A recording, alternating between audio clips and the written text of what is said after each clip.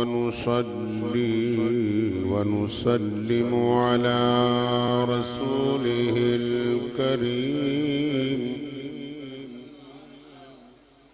أما بعد فأعوذ بالله من الشيطان الرجيم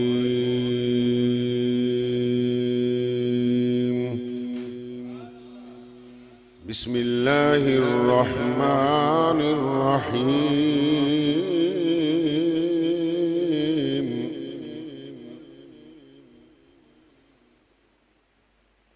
ربنا اغفر لي ولوالدي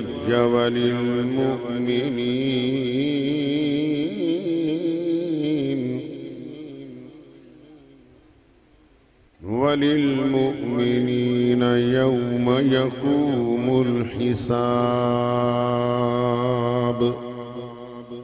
إن الله وملائكته يصلون على النبي يا أيها الذين آمنوا صلوا عليه وسلموا تسليما الصلاة والسلام عليك يا رسول الله وعلى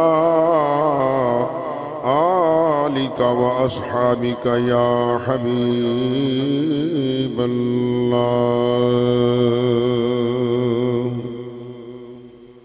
بعد الحمد والصلاة معزز سامعین کرام، آج کی بابرکت محفل سالانہ محفل اِیصال ثواب کے سلسلہ میں انعقاد پذیر ہے۔ عزیزم غلام رسول صاحب خالد صاحب کے والد محترم حاجی عبدالشکور صاحب مرحوم، ان کے اِیصال ثواب کے لیے صاحبزادگان نے یہ محفل انعقاد کی ہے۔ بارگاہ عزتی میں دعا ہے اللہ ان کے والد محترم حاجی عبدالشکور صاحب کی بخشش فرمائے، اللہ حاضرین پر بھی کرم فرمائے، اس گھر میں اللہ خیر و برکات پیدا فرمائے۔ جہاں قرآن پڑھا جاتا ہے وہاں خدا کی رحمتوں کا نزول ہوتا ہے۔ یقیناً اس وقت یہ جو گھڑی ہے یہ رحمت کی گھڑی ہے کہ قرآن پاک پڑھا گیا ہے، نعت مصطفیٰ پڑھی جا رہی ہے۔ جہاں تعریف مصطفیٰ، توصیف مصطفیٰ ہو، نعت مصطفیٰ ہو اور قرآن پاک کو پڑھا جائے تو وہاں ملائکہ بھی خود شامل ہوتے ہیں۔ اس مجلس میں، اس محفل میں ملائکہ بھی شریک ہیں۔ جب تک محفل برخاست نہیں ہوگی فرشتے بھی اس میں شامل ہیں اور وہ رحمت کے پروں کے ساتھ اس محفل کو ڈھانپ کر کھڑے ہوئے ہیں۔ کتنی بابرکت محفل ہے دوستان محترم۔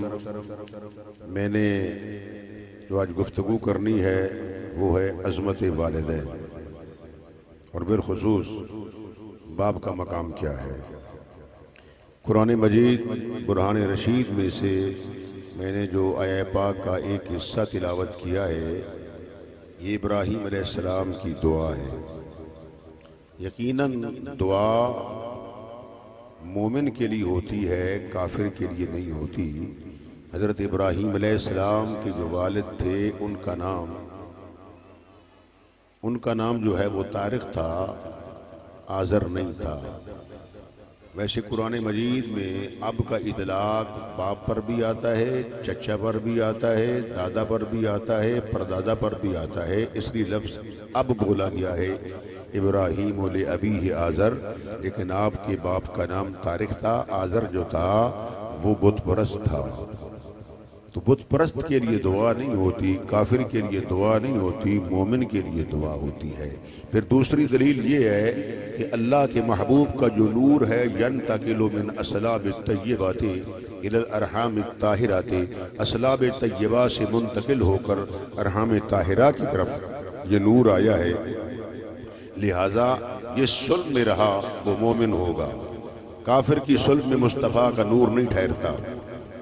تو آدم سے لے کر جناب عیسیٰ تک، عیسیٰ سے لے کر جناب یہ سب جناب عدنان تک، جناب عدنان سے لے کر جناب عبدالمطلب تک اور آپ سے لے کر جناب عبداللہ تک، یہ سارے کا سارا سلسلہ جو ہے یہ سب کے سب مومن تھے، مواحد تھے، خدا کو ایک ماننے والے تھے۔ فرمایا مصطفیٰ کا نور جو ہے من اصلاب طیبات الی الارحام الطاہرات، اور ایک اور مقام پر وتوکل علی العزیز الرحیم الذی یراک حین تقوم وتقلبک فی الساجدین۔ اس کے تحت مفسرین فرماتے ہیں کہ نبی پاک کے نور کا جو پھرنا ہے وہ ساجدین میں تھا، کہ وہ خدا کو سجدہ کرنے والے تھے۔ یہ دو دلیلیں میں نے پیش کر دی ہے کہ ابراہیم علیہ السلام نے دعا مانگی ہے، جس پیغمبر نے بھی دعا مانگی ہے اللہ نے اس کی دعا کو قبول کیا ہے۔ نوح علیہ السلام نے دعا مانگی ہے، جناب سلیمان نے دعا مانگی ہے، جناب موسیٰ کلیم نے دعا مانگی ہے، رب اشرح لی صدری ویسر لی امری واحلل عقدۃ من لسانی یفقهوا قولی واجعل لی وزیرا من اہلی ہارون اخی اشدد بہ ازری واشرکہ فی امری کی نسبحک کثیرا ونذکرک کثیرا انک کنت بنا بصیرا۔ یہ موسیٰ علیہ السلام کی دعا ہے۔ جناب عیسیٰ علیہ السلام نے بھی دعا مانگی ہے، فرمایا موسیٰ نے مانگی تو رب نے قبول فرمائی، جناب عیسیٰ نے مانگی تو رب نے قبول فرمائی۔ ابراہیم نے دعا مانگی ربنا وابعث فیہم رسولا، جب خانہ کعبہ بن گیا، کعبہ بننے کے بعد جناب خلیل نے جد الانبیاء نے دعا مانگی مولا اس کعبے کو آباد کرنے والا رسول بھیج دے، اس کعبے کو فرمایا رنگ لگانے والا رسول بھیج دے۔ جد الانبیاء نے دعا مانگی، پیغمبر کی دعا مستجاب ہوئی، تو پتہ چلا نبی کی دعا قبول ہوتی ہے۔ جب ہر نبی کی دعا قبول ہے تو مصطفیٰ تو سید الانبیاء ہیں، امام الانبیاء ہیں، قائد الانبیاء ہیں، نبیوں کے سردار ہیں، تو مصطفیٰ کی دعا کا کیا کہنا۔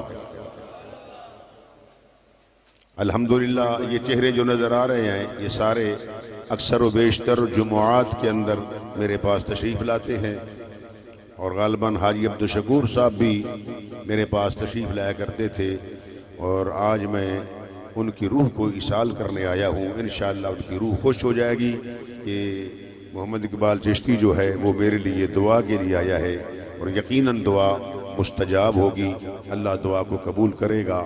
میں قرآن پاک پڑھوں گا، آپ کو حدیثیں سناؤں گا، اور انشاءاللہ تھوڑی دیر کے لیے چشتی رنگ میں کچھ واعظ بھی سناؤں گا۔ لیکن پہلے آپ ذرا قرآن کو سن لیں، کیونکہ قرآن کریم جو ہے یہ شان مصطفیٰ ہے، قرآن جو ہے معجزہ مصطفیٰ ہے، قرآن جو ہے زندہ جاوید مصطفیٰ کا معجزہ ہے۔ آپ قرآن کو جب کھولتے ہو تو رب کعبہ کی قسم قرآن کو چومتے ہو، یوں سمجھو تم نے مصطفیٰ کو چوم لیا ہے۔ اگر قرآن کو چوما جا سکتا ہے، حجر اسود کو چوما جا سکتا ہے، اگر خانہ کعبہ کے غلاف کو چوما جا سکتا ہے، تو مجھے کہنے دو پھر مصطفیٰ کے نام کو بھی چوما جا سکتا ہے۔ طیب چشتی صاحب کہاں چلے گئے؟ کہیں کھڑے ہیں ماشاءاللہ، اچھے انداز میں انہوں نے نعتیں پڑھی ہیں، دل کرتا تھا یہ پڑھتے رہیں ہم سنتے رہیں، نعت پڑھتا رہوں نعت کہتا رہوں، آنکھ پرنم رہے دل مچلتا رہے، نجم نام محمد زبان پر رہے، ذکر ہوتا رہے دم نکلتا رہے۔ میں نے جو آپ کے سامنے آیہ پاک کا ایک حصہ تلاوت کیا ہے، ربنا اغفر لی ولی والدیہ، کہیں تمہید لمبی نہ ہو جائے، یہ میرے پروردگار میری بخشش فرما، آمین تو کہہ دو نا۔ پہلے اپنے لیے دعا مانگو، پھر ماں باپ کے لیے دعا مانگو، پھر سارے مومنین کے لیے دعا مانگو۔